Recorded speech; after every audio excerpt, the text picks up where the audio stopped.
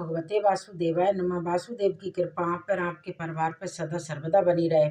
इससे पहले के अध्याय में आपने सुना था कि किस प्रकार ब्राह्मण को श्री हरि को नमस्कार कर हाथ जोड़कर उसके मन में जो कुछ प्रश्न थे वो पूछे थे। भगवान श्री हरि से हाथ जोड़कर गदगद वचनों में वो बोला था कि हे हरे, मैंने 4000 वर्ष लगातार अत्यंत कठिन तपस्या की।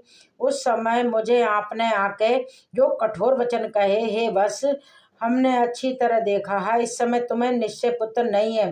हे हरे, उस वचन का उल्लंघन कर फिर अब आपने मेरे मृत पुत्र को आपने जीवित करके तब श्री हरि ने जो कुछ भी कहा उसका वृत्तांत आज आप सभी सुनिए। श्री सूत जी बोले, हे तपस्वियों, इस प्रकार कहते हुए श्री नारायण को मुनि श्रेष्ठ नारद मुनि ने मधुर वचनों से प्रसन्न कर कहा, हे ब्राह्मण, हे तपोनिधे। उस सुदेव ब्राह्मण को प्रसन्न भगवान विष्णु ने क्या उत्तर दिया सो आप कहिए। तब श्री नारायण बोले, इस प्रकार महात्मा सुदेव ब्राह्मण ने श्री विष्णु भगवान से कहा। भक्त वंशल भगवान विष्णु ने वचनों द्वारा फिर सुदेव ब्राह्मण को प्रसन्न करके कहा कि हे ब्राह्मण, जो तुमने किया है उसको दूसरा कोई नहीं करेगा। जिसके करने से हम प्रसन्न हुए उसको आप नहीं जानते। यह हमारा प्रिय पुरुषोत्तम मार्क्स गया है। पत्नी के सहित शोक मगन तुमसे उस पुरुषोत्तम मार्क्स की अनजाने में सेवा हुई है। हे तपोनिदेश, पुरुषोत्तम मार्क्स में जो एक भी उपास करता है, हे ब्राह्मण, वो मनुष्य अनंत पापों को भस्म कर बेवान से बैकुंठ लोक को जाता है। सो तुमको 1 महीना बिना भोजन किए बीत गया और अशुभ मेघ के आने से प्रतिदिन प्रातः मध्याह्न सांय तीनों काल में स्नान शुरू हो गया। हे तपोधन, तुमको 1 महीने तक मेघ के जल से स्नान मिला और उतने ही अखंड उपास हो गए। शोक रूपी समुद्र में मगन होने के कारण ज्ञान से शक्ति से हीन तुमको अज्ञान से पुरुषोत्तम मार्ग का सेवन हुआ। तुम्हारी साधना का तोल भला कौन कर सकता है। तराजू तो एक तरफ पड़ले में वेद कहे वे जितने साधन हैं उन सबको रख के और दूसरी तरफ पुरुषोत्तम को रख के देवताओं के सामने ब्रह्मा जी ने तोलन किया और सबलते हो गए, लेकिन पुरुषोत्तम भारी हो गया। इसलिए धरती के रहने वाले लोगों से पुरुषोत्तम का पूजन किया जाता है। हे तपोधन, ये दिव्य पुरुषोत्तम मार्ग सब इस पृथ्वी लोक में पूजन करने से फल देने वाला कहा गया है। इससे हे वंश, इस आप सब तरह धन्य हैं, क्योंकि आपने इस पुरुषोत्तम मार्ग में उग्र वरुण तप को किया है। मनुष्य शरीर को प्राप्त कर जो श्री पुरुषोत्तम मार्ग में स्नान दान आदि से रहित रहते हैं वे लोग जन्म जन्मांतर दरिद्र होते हैं। इसलिए जो सब तरह से हमारे प्रिय पुरुषोत्तम मार्ग का सेवन करता है वो मनुष्य हमारा प्रिय धन्य और भागवान हो जाता है। श्री नारायण बोले, हे नारद, जगदीश्वर हरि भगवान इस प्रकार कह के गरुड़ जी पर सवार होकर बैकुंठ भवन को शीघ्र ही चले गए। पत्नी सहित सुदेव शर्मा पुरुषोत्तम मार्ग के सेवन से मृत्यु से उठे हुए सुखदेव पुत्र को देख कर अत्यंत दिन रात प्रसन्न होने लगे। मुझसे अज्ञानवश पुरुषोत्तम मार्ग का पूजन हुआ है और वो पुरुषोत्तम मार्ग का पूजन फलीभूत हुआ। जिसके सेवन से, जिसके पूजन से मेरा मृत पुत्र उठ खड़ा हुआ। आश्चर्य है कि ऐसा मास कहीं नहीं देखा न सुना।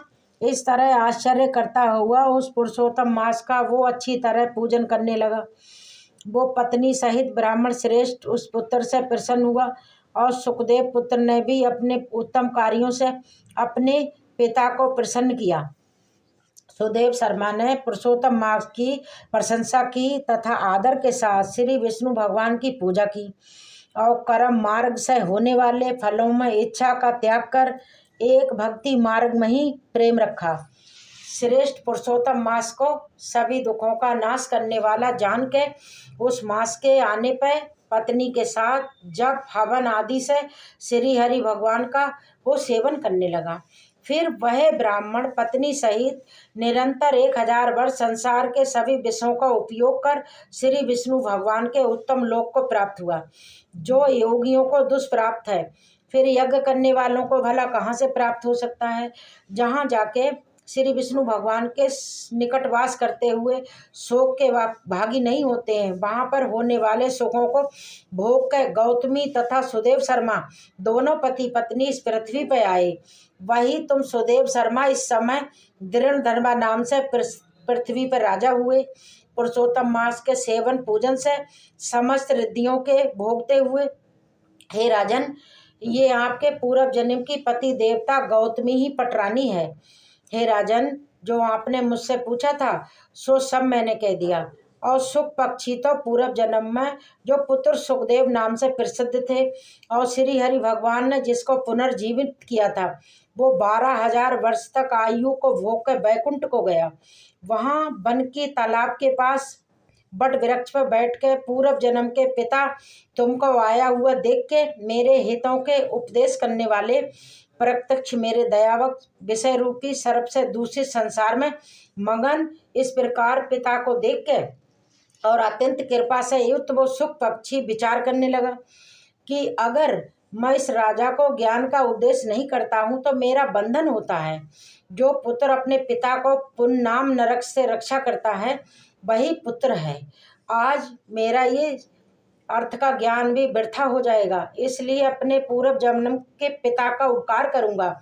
हे राजन दृढ़ धनवा इस चरण निश्चय कर सुख पक्षी इस प्रकार वचनों में बोला। हे पाप रहित राजन, आपने जो कुछ भी पूछा था वो सब मैंने कह दिया। अब इसके बाद मैं पाप नाशनी सरयू नदी को जाऊंगा। श्री नारायण बोले। इस प्रकार बहुत समय तक उस प्रसिद्ध शिशु राजा दृढ़ धनवा के पूर्व जन्म का चरित्र कह के जाते हुए वाल्मीकि मुनि के प्रार्थना कर असंख्य पुण्यवान राजाओं का राजा वाल्मीकि मुनि को नमस्कार करता हुआ कुछ बोला। उसने जो कुछ भी बोला इसका वृत्तांत आप सभी अगले अध्याय में जरूर सुनिएगा। उम्मीद है हर बार की तरह आज की कथा आपको पसंद आई होगी। पसंद आई हो तो इसको सब्सक्राइब जरूर कर दिया करें। राधे राधे।